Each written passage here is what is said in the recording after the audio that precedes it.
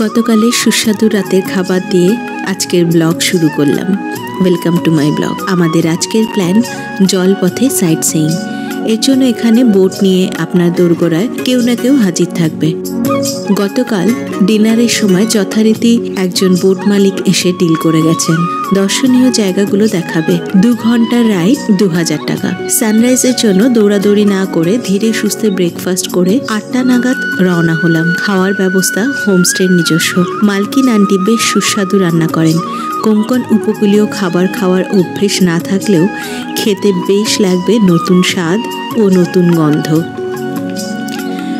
সকালে যদিও south Indian dish uttapam খেলাম, আর আন্টির বানানো এই উত্তপম খাওয়ার জন্য আবার এখানে ফিরে আসা যেতে পারে।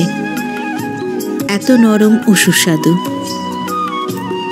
আমরা এখন চলেছি আমাদের রিসর্ট ওয়ালওয়ালকার বিচ রিসর্টের বাগান দিয়ে কলাকার নদীর দিকে। রবিবাবুর ওদিকেই ঘুম ভাঙে। জলের রং, রোদের রং আরব সাগরের পাড়ে এই ভূমিতে মাতামাতি ফেলে দিয়েছে। মাঝি ভাইদের কাছে জানতে পারলাম আমরা প্রথম যাব ডলফিন পয়েন্টে, মানে আর কিছু না, ভূখণ্ড ছেড়ে কিছুটা সমুদ্রের দিকে। সকালে এবং সন্ধে ডলফিনদের ওখানে আনাগোনা হয়। 4 পেয়ে ভদ্রলোক এই প্রপার্টিতেই থাকেন, আমাদের পার পর্যন্ত পৌঁছে দিয়ে গেলেন। নদীর জল এখানে কাচের মতো স্বচ্ছ।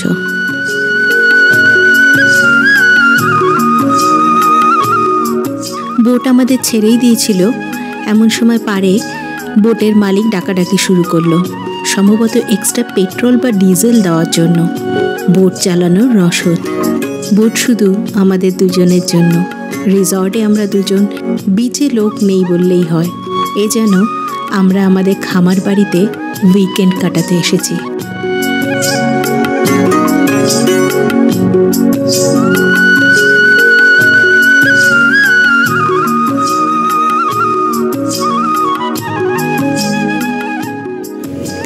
আহা, সকালে ঠান্ডা ঠান্ডা জলের হাওয়ায় কি সুন্দর দৃশ্য।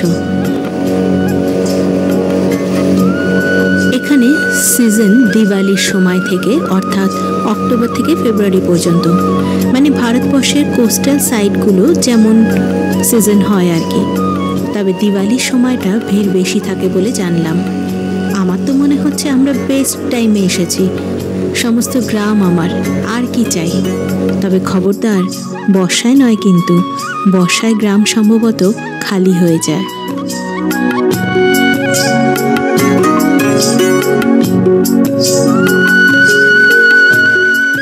গতকাল আমরা ওই যে দূরে যে ভূখণ্ড জলের মাঝখানে জেগে আছে, ওই কিনারায় দাঁড়িয়েছিলাম। যদি পাখির চোখে দেখতে পেতাম এই জায়গাটা।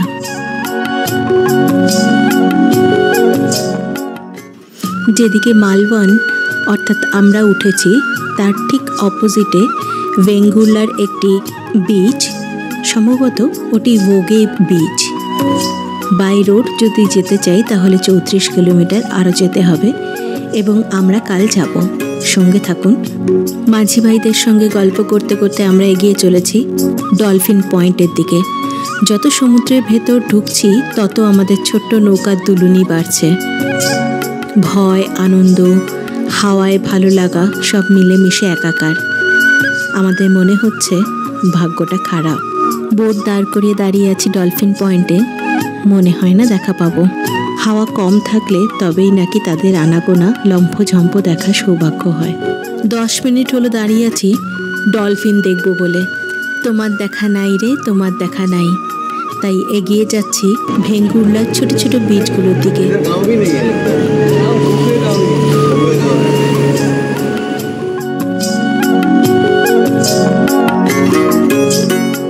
তখন কেন বললাম আমরা বেস্ট টাইমে এসেছি? এখন সিজন শেষের পথে, ট্যুরিস্ট প্রায় নেই বললেই চলে। মাঝি ভাইরা একটু বেশি সময় দিচ্ছে আমাদের স্পট দেখাতে।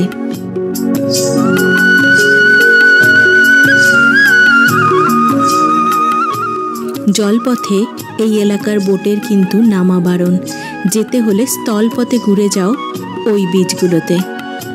এ বারণ বোধহয় মিউচুয়াল আন্ডারস্ট্যান্ডিংয়ে। আমরা আমরা কিন্তু কাল এই বীজগুলোতে আসব। বোটে বসে দূরের বীজগুলো আমাদের যেভাবে আকর্ষণ করছে, জানি না আপনাদের সেই ফিলিংটা আসছে কিনা। যদি জানতে চান কি আছে ওই বীজে, ওই ভূখণ্ডে, পরের পার্ট দেখতে মিস করবেন না।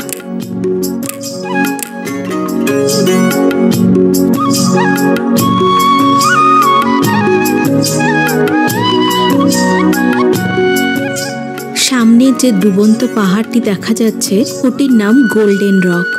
সূর্যোদয় ও সূর্যাস্ত, দুবেলার সূর্যের সোনালি আলো এই পাথরকে সোনার মতো রঙিন করে রেখেছে। সঙ্গে জলের রিফ্লেকশন, তাই এর এমন নাম। রকের সামনে এসে মাঝি ভাইরা বোট বন্ধই করে দিলেন। কোনো তাড়া নেই ফেরার, উপভোগ করো। জলের শব্দ, পাখির আওয়াজ আর হাওয়াদের হুটোপুটি। মাঝে আমাদের কথা না বললেই ভালো। বোট আবার চালু হয়ে গেছে। নিউতি বিচ, পাহাড়ের নাম সবুজ পাহাড়, গ্রিন হিল। পাহাড়ে মাথায় নাকি এক দেবী মন্দির আছে, সুন্দরবনে বনদেবীর মতো। উনি এই সবুজের রক্ষা করতে, তাই স্থানীয় মানুষের বিশ্বাস এখানকার একটি পাতাও যদি কেউ ছিঁড়ে নিয়ে যায়, তার পরিবারে নাকি অকল্যাণের ছায়া নেমে আসবে। এমন দেবী বোধহয় সব বনেই থাকা উচিত, তাহলে যদি বন জঙ্গল কিছু বেঁচে থাকে। ফেরার পথে আমাদের সাহস একটু বেড়ে গেল। মাঝি ভাই বোটের সামনের ভাগের ওজন বাড়ানোর জন্য এগিয়ে বসতে বললে আমরা জিজ্ঞেস করে মাথায় চড়ে বসলাম। হালকা বোট, হাওয়ার দাপট, গভীর জল, সহায় শুধু আমাদের দুই মাঝি ভাই।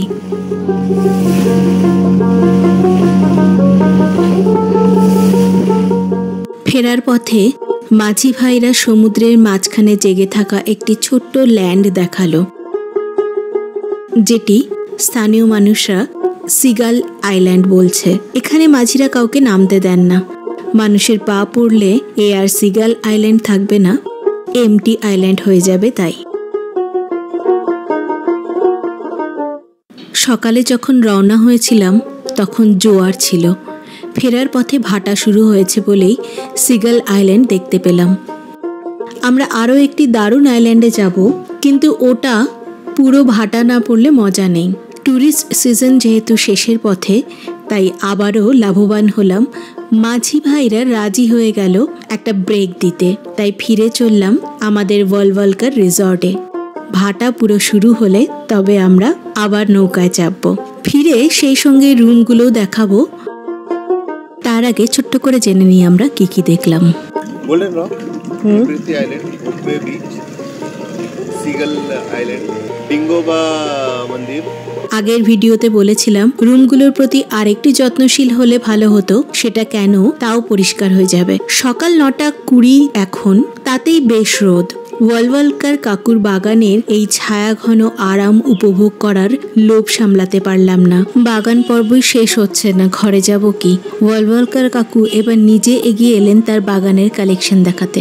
কাঁঠাল গাছ, কি অদ্ভুত, পাতাটা সম্পূর্ণ ডিফারেন্ট। আমার মতে এই ট্যুরটা বয়স্ক বাচ্চা সবাই করতে পারেন। গরমের দুপুরে এরকম গাছের ছায়ায়, খাটিয়ায় বা দোলনায় ঘুমিয়ে নিতে কার ইচ্ছে করবে না। এই যে দেখুন, খাদক ব্যক্তি খুঁজে বেড়াচ্ছে কোথায় আম পড়ে আছে। আর নতুন জেনারেশনের আসা তো উচিতই, কারণ তারা এমন পরিবেশ, গ্রাম, ছায়া পেয়ে অভ্যস্তই নয়। এ তো বিলুপ্ত প্রায় জীবনযাত্রা। এবার রুমে ফেরা যাক। রিসর্ট বদলের পালা। একদম বেসিক বা গ্রামের ঘর, এক্সট্রা বেড রাখা। বোতলগুলো আমরাই এনেছি। ঘর থেকে আনা 10 লিটার জল, গ্লুকন ডি, এগুলো আমাদের ট্যুর সঙ্গী।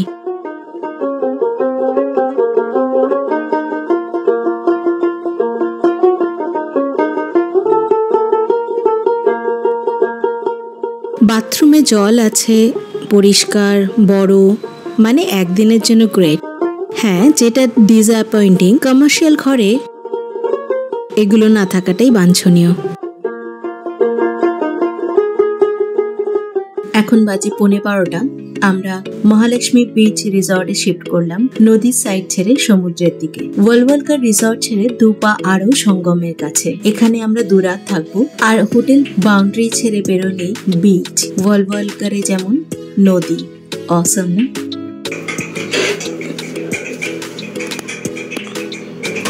Wait drop.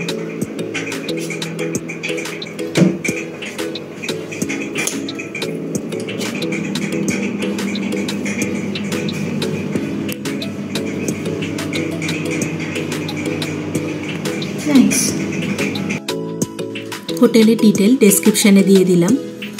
12টা বাজে, ভাটা হয়ে গেছে নদী ও সমুদ্রে। আমাদের বোটে সাইট সিইংটা কমপ্লিট করা বাকি। ফিরে হোটেলের বাকিটা এক্সপ্লোর করব। শিবরাত্রির জন্য গ্রাম সেজে উঠেছে। Tsunami island. লোকাল মানুষ জানাচ্ছেন সুনামির সঙ্গে এর কোনো যোগাযোগ নেই। সিগাল আইল্যান্ডের মতো এটাও একটা আইল্যান্ড যা ভাটায় অনেকটা জেগে ওঠে। খুব সম্ভবত সুনামির সময় আরও বালি এখানে জড়ো হয়ে এই আইল্যান্ডের সাইজ আর একটু বড় হয়েছে। এছাড়া আর বিশেষত্ব নেই কোনো সুনামির সঙ্গে। এখনো জল ভালোই আছে দেখছি। তেমন সমুদ্রের নীল জলের মাঝখানে হঠাৎ হাঁটু জলে আমরা দাঁড়িয়ে। এ আমার ভারতবর্ষ, কি নেই এই উপমহাদেশে।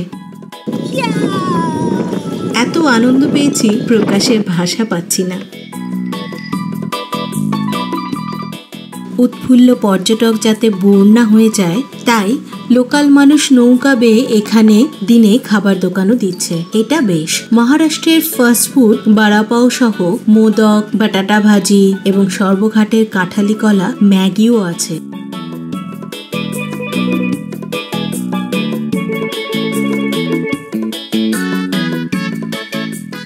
রয়েছে বিভিন্ন ওয়াটার স্পোর্টস। আমরা যদিও সেসবে সময় ও পয়সা খরচ করিনি। কতক্ষণ থাকে? যতক্ষণ পর্যন্ত স্টক থাকে, স্টক নিয়ে আসি। যতক্ষণ আছে ততক্ষণ থাকি। ঠান্ডা হয়ে গেলে তখন মজা আসবে না। মোদক, এটা উখড়িচে মোদক। বড়া পাও, বাটাটা ভাজি, মোদক খেয়ে হেঁটে নিলাম আইল্যান্ডের এই মাথা থেকে ও মাথা।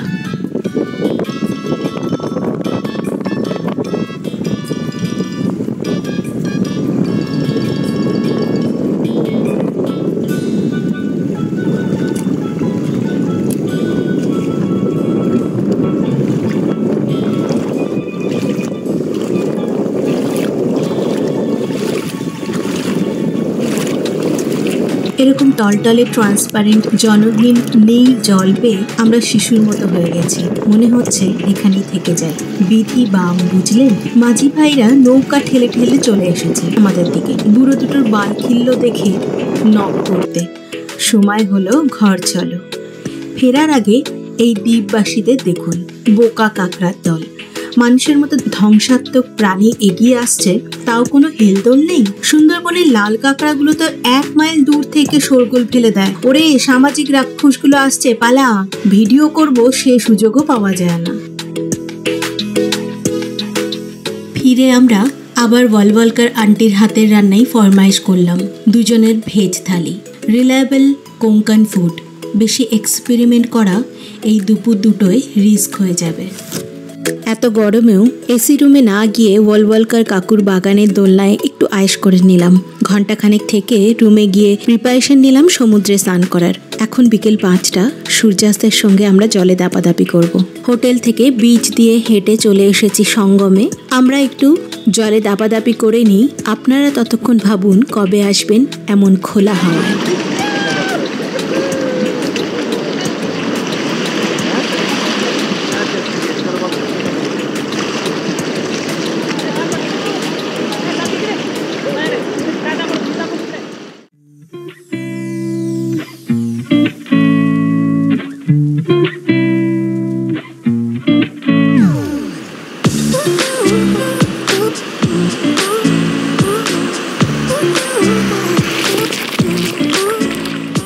সন্ধ্যে 8:30 নাগাদ এমন খোলা জায়গায় সমুদ্রের পাড়ে হোটেল আমাদের আবদারে টেবিল পেতে খাওয়ার ব্যবস্থা করে দিল। ঢেউ দেখতে দেখতে খেয়ে কিছুক্ষণ বসে চলে গেলাম ঘুমাতে। কাল সকালে নিউতি বিচ। সুতরাং পরের ভিডিওটিও মিস করবেন না। জায়গাটা কেমন লাগলো কমেন্ট বক্সে জানাবেন। কোনো প্রশ্ন থাকলে নির্দ্বিধায় টাইপ করে ফেলুন। ধন্যবাদ। ভালো থাকুন, ভালো রাখুন।